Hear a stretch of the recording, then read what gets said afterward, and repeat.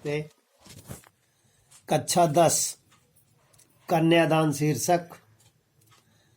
माँ ने कहा, पानी में झांककर अपने चेहरे पर मत रीझना।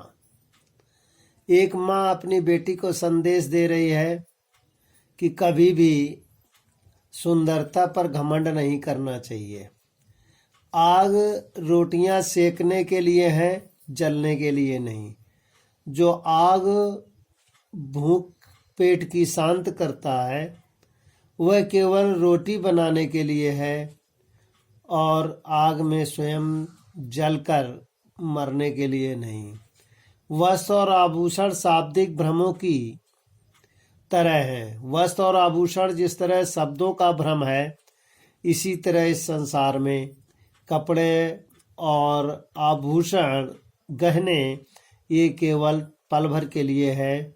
यदि शरीर सुंदर है तो इनकी कोई जरूरत नहीं। बंधन है स्त्री जीवन का एक बंधन है, विश्वास का। माँ ने कहा, लड़की होना पर लड़की जैसी मत दिखना। माँ का एक अपनी बेटी के प्रति संदेश है कि लड़की होना तो ठीक है, लेकिन लड़ते न रहना, बल्कि समाज के लिए कार्य करना। प्रस्तुत कविता में माँ की किन भावनाओं की अभिव्यक्ति हुई है? उत्तर है, प्रस्तुत कविता में माँ द्वारा बेटी का विवाह के समय विदा करते समय माँ के संचित अनुभवों की पीड़ा की प्रामाणिक अभिव्यक्ति हुई है। वह अपनी बेटी को लेकर चिंतित है क्योंकि उसकी बेटी सरल स्वभाव की है। प्रश्न नंबर ख, माँ ने विदाई के समय बेटी को क्या सीख दी? उत्तर है, माँ ने विदाई के समय बेटी को सीख दी कि वह अपने रूप सौंदर्य पर मुग्ध न रहे तथा अपने इस रूप सौंदर्य पर गर्व न करे, साथ ही किसी भी प्रकार के शोषण को सहन भी न करना।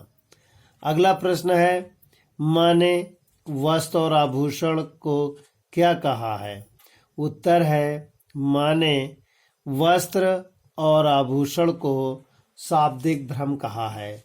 ये प्रश्न उत्तर बालक लिखेंगे भी और पढ़ेंगे भी।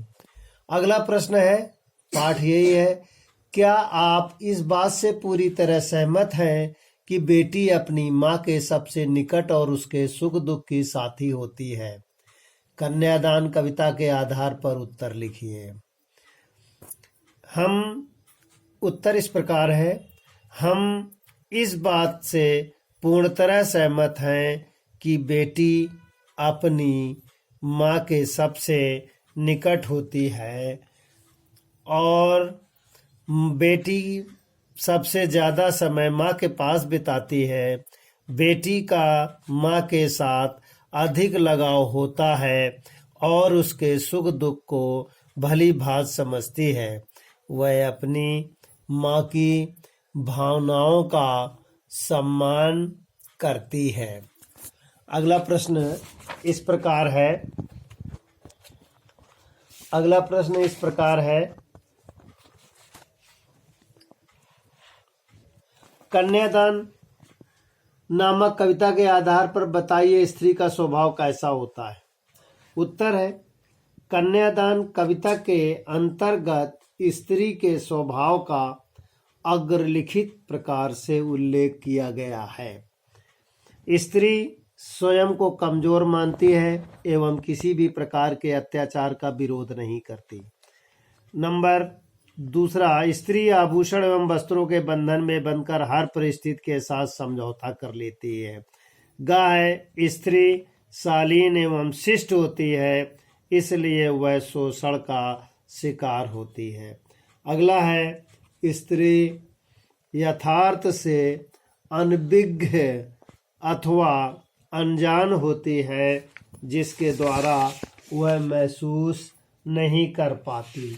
इस प्रकार स्त्री की शिक्षा समाज के लिए बहुत ही आवश्यक है, जो अनेक प्रकार से लोगों को लाभ पहुंचाती है। अगला प्रश्न है, कन्यादान कविता के समाज में कुरीतियों को मार्मिक भावना की अभिव्यक्ति को स्पष्ट कीजिए। उत्तर इस प्रकार है, कन्यादान शीर्षक से जो भावना मिलती है उसमें कवि ये कहना चाहता है कि पुरुष प्रधान समाज में नारी को उसके शोषण के विरुद्ध संघर्ष करने के लिए कार्य किया जाता है।